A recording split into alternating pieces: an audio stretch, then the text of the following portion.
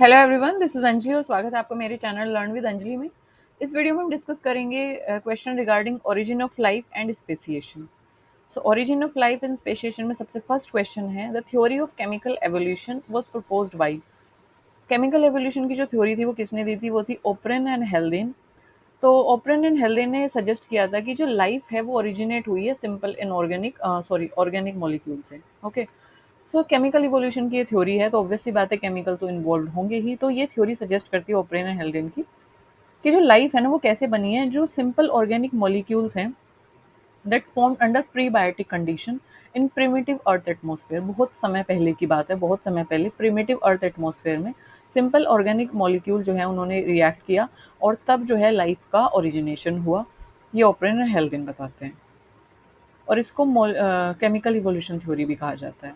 Miller और यूरे का जो एक्सपेरिमेंट है उसने क्या डेमोन्स्ट्रेट किया? मिलर और Urey demonstrated synthesis of organic compound from inorganic gases. तो उन्होंने क्या किया, इनऑर्गेनिक जो केमिकल्स हैं उनसे उन्होंने ऑर्गेनिक कंपाउंड को सिंथेसिस किया। तो मिलर और यूरे ने साइमुलेट किया अर्थ कंडीशन को और उसके बाद उन्होंने दिखाया कि जो अमीनो एसिड्स हैं that could form from methane, ammonia, hydrogen and water vapour under electric spark. तो बेसिकली अमीनो एसिड्स क्या है? अमीनो एसिड्स एक तरीके से इनऑर्गेनिक जो भी कंपाउंड उन्होंने मतलब बोले, amino acids are organic. Okay, amino acids are organic, they are like building block of proteins. तो उन्होंने दिखाया कि जो अमीनो एसिड्स हैं वो methane, ammonia, hydrogen, water vapour. तो water vapour, hydrogen, ammonia, methane, they all are inorganic gases.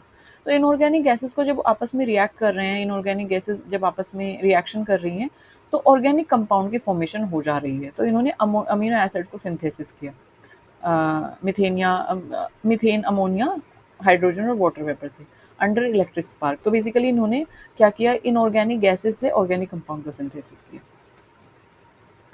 Which hypothesis suggest that RNA was the first genetic material? कौन सी हाइपोथेसिस ये बताती है कि आरएनए ही पहला जेनेटिक मटेरियल है? तो आरएनए वर्ल्ड हाइपोथेसिस करके एक हाइपोथेसिस थी जो कि ये सजेस्ट करती है कि RNA world hypothesis propose that RNA acted as both genetic material and catalyst before DNA and protein evolve.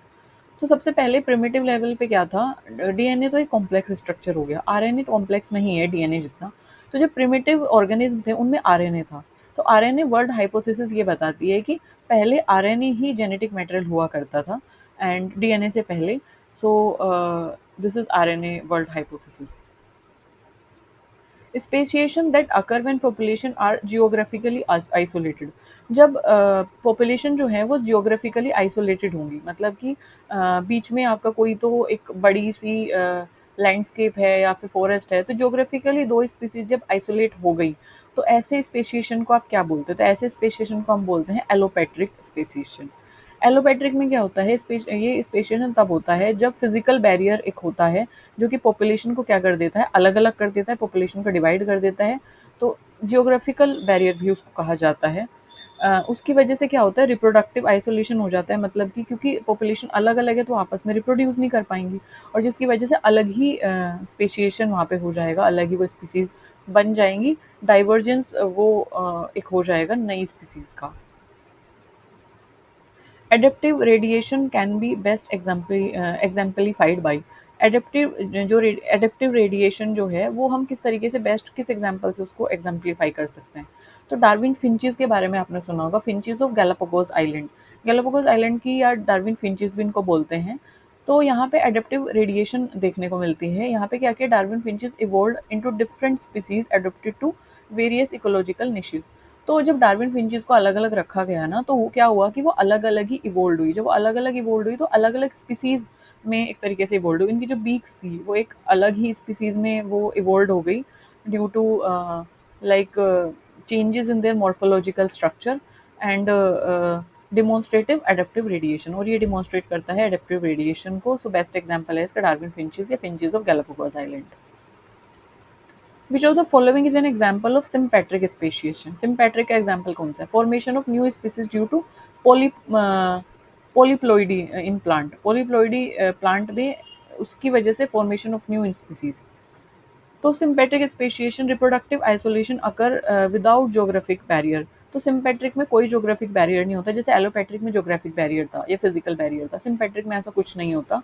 Reproductive isolation होता है without geographical barrier, like polyploidy, जैसे पॉलीप्लोइडी है प्लांट्स में, उसी तरीके से सिम्पेट्रिक एक तरीके से स्पेसिएशन होता है जो कि रिप्रोडक्टिव आइसोलेशन की वजह से होता है। ठीक है,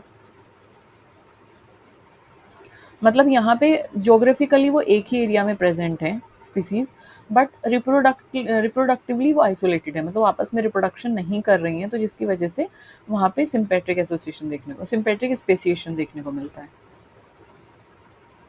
the first cellular form of life was likely.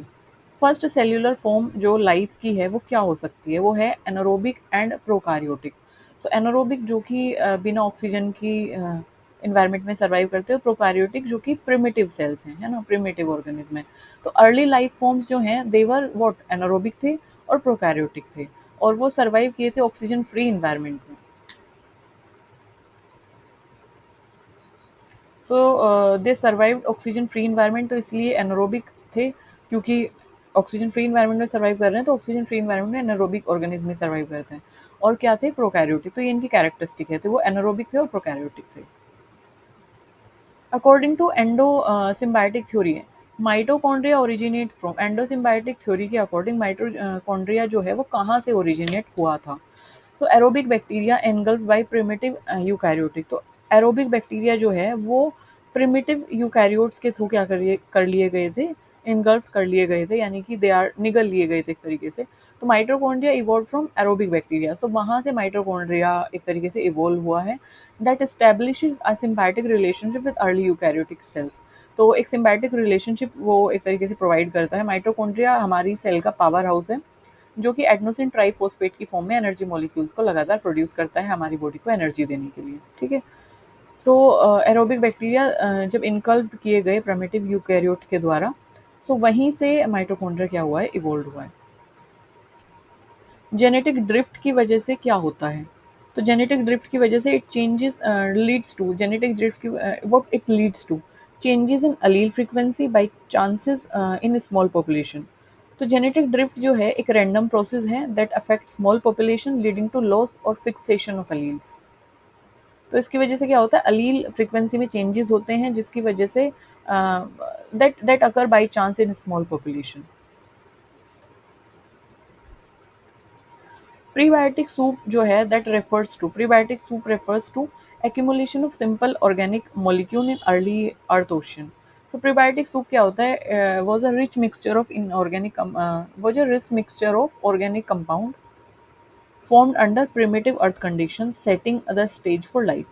तो basically prebiotic soup is like जो पुराने समय पे एक तरीके से प्री समथिंग रिलेटेड टू पुराने टाइम पे, तो इट इज़ अ रिक्स मिक्सचर ऑफ ऑर्गेनिक कंपाउंड। जो ऑर्गेनिक कंपाउंड है, इट इज़ बिलीव दैट कि ऑर्गेनिक कंपाउंड के होने से ही लाइफ का एग्जिस्टेंस हुआ है।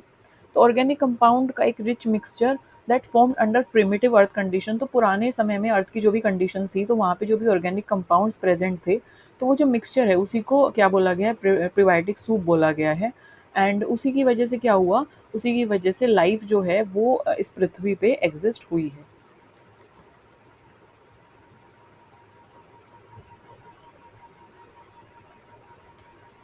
So this is about speciation, this is about prebiotic soup, and this is about origin of life and speciation। सो इस वीडियो के रिगार्डिंग अगर आपका कोई भी सजेशन है, कोई भी क्वेरी है, किसी भी क्वेश्चन में आपको कोई भी डाउट है, तो please do let me know in the comment section, I will be more than happy to cater that. तब तक के लिए हंसते रहिए, मुस्कुराते रहिए, खुश रहिए। Thank you for listening me so patiently. Bye bye.